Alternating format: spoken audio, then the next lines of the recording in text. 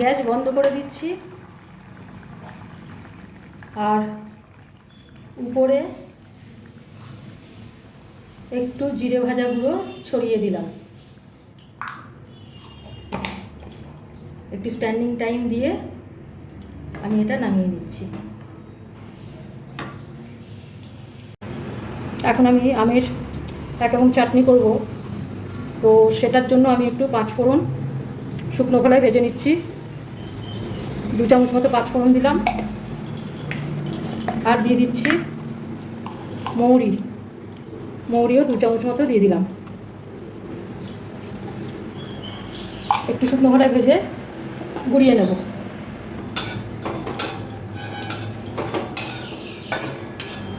এক মিনিট ভেজে নিলাম, পটপট আওয়াজ হচ্ছে, মানে ফাটছে আর গন্ধ বেরিয়ে গেছে ভাজার। এবার আমি গ্যাস বন্ধ করে এটা নামিয়ে নিচ্ছি। একটা প্লেটে আমি নামিয়ে নিচ্ছি, একটু ঠান্ডা করে তারপরে বাটবো।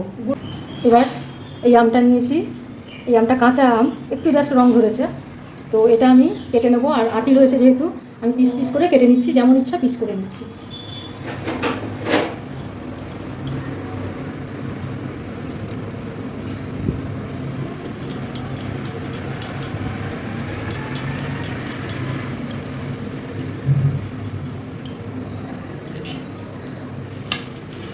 আগে একটু দাগ দিয়ে রেখেছিলাম, তাই জন্য পট করে এগুলো কেটে গেল, শক্ত আছে। এইভাবে কেটে নিয়ে আমি ফিরে আসছি।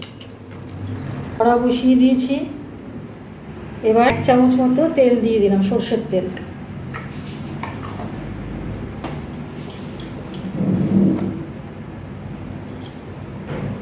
তেল গরম হয়ে গেছে, এবার এতে আমি দিয়ে দিচ্ছি একে একে একটা তেজপাতা, একটা শুকনো লঙ্কা, আর দিয়ে দিচ্ছি সামান্য একটু গোটা সর্ষে। এইবারে এগুলো একটু ভেজে নিচ্ছি। এর মধ্যে দিয়ে দেবো একটু হলুদ,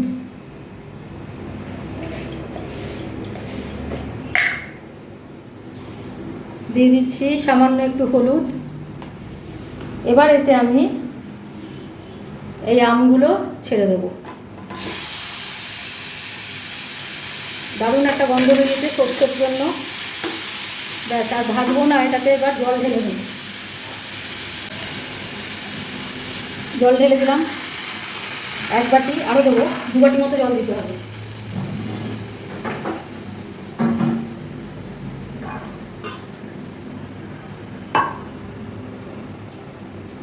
দু বাটি মতো জল দিয়ে দিলাম। এবার এতে দেবো নুন, একটু ঘেটে নিচ্ছি। এতে দেবো স্বাদ মতো নুন, 1/2 চামচ মতো নুন দিলাম, মানে 1/4 টিস্পুন নুন দিলাম।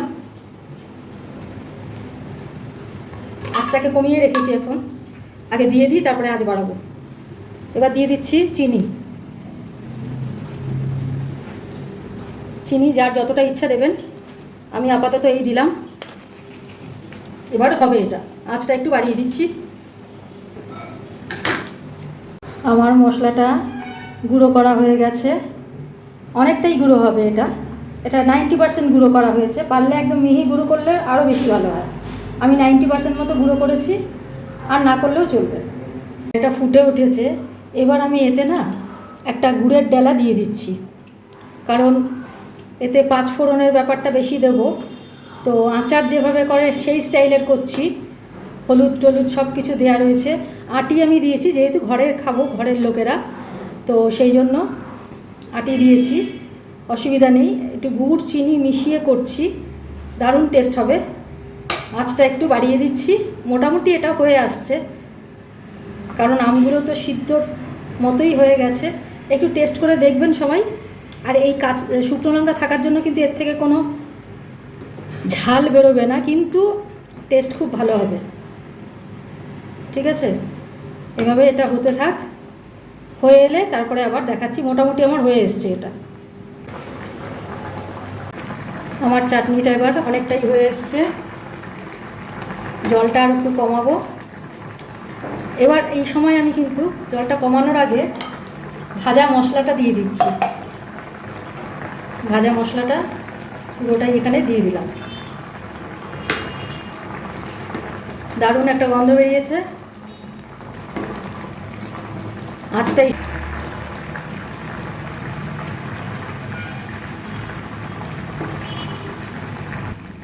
আর উপরে একটু জিরে ভাজা গুঁড়ো ছড়িয়ে দিলাম। একটু স্ট্যান্ডিং টাইম দিয়ে আমি এটা নামিয়ে নিচ্ছি। আমার আমের আচার চাটনি রেডি।